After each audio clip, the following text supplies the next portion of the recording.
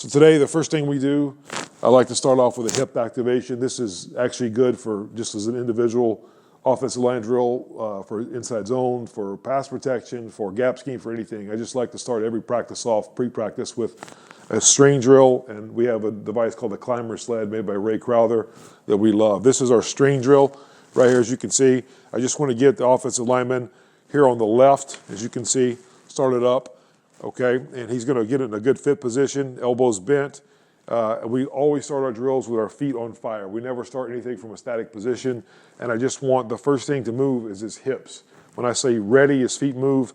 When we say go, his hips activate the movement, and we want to drive. The defensive guy is going to have outside leverage on the shoulder pads and wants to pull him off of the line. So you can see here, we're just working, trying to pull off the line. We want to be fast feet, square, okay, in strong position with our elbows squeezed. Okay, so this is just a great drill for either blocking a defensive lineman on the finish phase or a linebacker on second level strikes.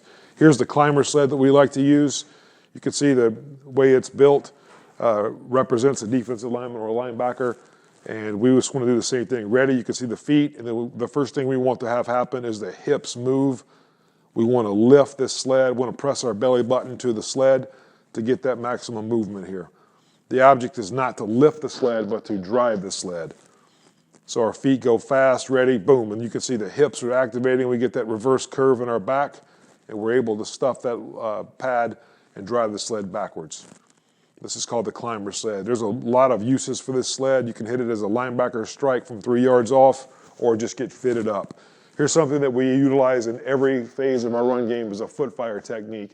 We want to stay square, and we want to get long.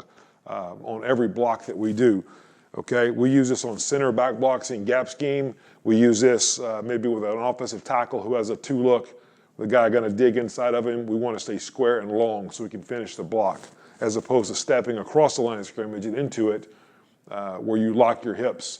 A lot of times that gets you in a bad position. So we want a foot fire on all those blocks. So here's an example of a center working an individual technique of a back block or a choke block, if you will, on a backside shade, on power, or any type of gap scheme. So the first thing that moves is his feet. You can see we're lateral, cheating a little bit in this example, but we want to be as square as possible. We want to let that defensive tackle unlock, either penetrate or float across our face.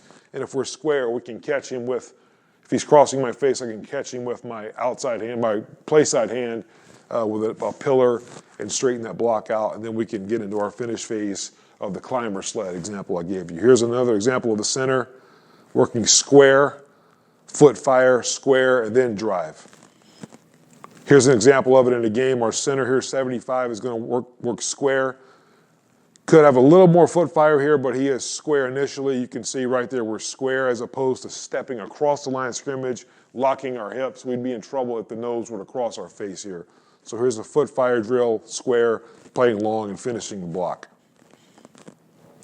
Here's an offensive tackle working it, left tackle.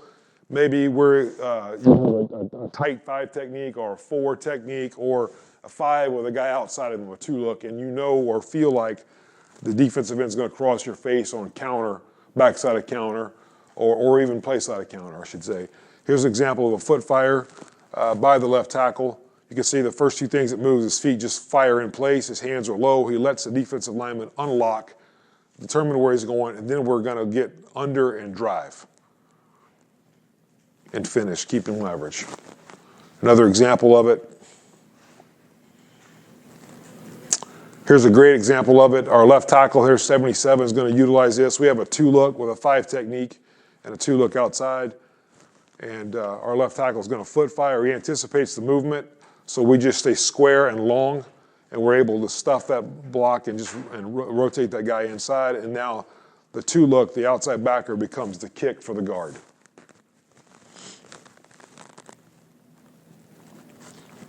Near foot, this is a great fundamental technique that we use. You can kind of see my cartoon diagram here. Most old linemen are kind of big, and as you're a kid, you don't want to be leaning on anything. You want to drive and get leverage and bring your hips with you. If you have your feet together and you're leaning, bending at the waist, that's not very desirable. So we do not want to be that. We want to have a near foot in the ground, near foot, near shoulder, as most of you have already heard. But imagine pushing a truck. You want to have a foot in the ground, and then I grew up in the South, and I've been had my vehicle stuck in the mud a few times when I was in high school. So if you get two of your buddies or one of your buddies with you, and you get two near foots in the ground going, two knees together, typically you get a lot of movement that way. So a little example of it. Here's how we practice the near foot, near shoulder on the Crowther sled. These are two, this is a left guard on the left and a center on the right here. And the first thing we want to do, we want to come out of our hips. We want one near foot in the ground and our shoulder making contact and our feet to come with us. So we're just trying to be the impact right now. This would be an example of a near foot, and you would have a combination coming with you. This is the near foot individual technique of it. So you want to bang that defender back onto someone and then come off to the backer. Notice 75 here on the dip. He's getting into that climber sled strain position that we talked about first. And here is a near foot example. 75 here is going to do this on the 2i to his left here. So near foot. You can see he gets near foot in the ground, impacts the 2i right there. Gets good leverage underneath, pad under pad, square. Really can't see the D lineman anymore. Then he's going to come off to that backer just like we worked on in the individual drill. Another example of foot fire, this would be a duo play here. You're going to see the center and the right guard here working a near foot combination scoot technique, which we'll talk about here in a little while with the right guard. But the center is going to near foot here and get that combination together, hip to hip, lateral and square. To feed that and then get that linebacker, get that leverage, his screws of his helmet under the chin of that linebacker right there. And we're square and able to finish off that block there. All right, down blocks. A lot of different opinion on down blocks. The way we teach this is we want to get our helmet in the V of the neck, okay? And we definitely do not want to unlock. I've already mentioned this with the foot fire, but when we have a normal shade situation where we know there's not going to be any movement, we could possibly unlock our hips and block back and be more aggressive. These are some examples of that. This is a drill that I used to do when I was at Stephen F. Austin years ago. You only have so much time in individual, so this was a pre-practice drill circuit that I had set up where we're working all phases of gap scheme. We had the skip pull going, down blocks, the close hinge, and foot fires. Everything you can do. We're just working. Everybody's working at once, so it's a good way to work these techniques and get them on film. Right here, we're just emphasizing the down block portion. I have the PVC pipe to make sure we're stepping over the pipe, not under ourselves. And we're stepping over the pipe with a V of the neck and driving. It's a good way to get that going. Here's just an individualized down block in the chutes that we have. So I'm using the line here as opposed to the pipe. And you can see we're stepping over the line. Our helmet's in the V of the neck. Our hands are tight, and we're driving out of there. We want to keep play side leverage. Here's an example of a down block by our left tackle on a 4i or 4 technique here in this situation on a counter to him. So you can see that same drill setup here, going, down block, boom. He's going to step with his inside foot, get his helmet in the V of the neck, bring his hands, and now get into that climber sled position and try to root the guy out of there, drive him out.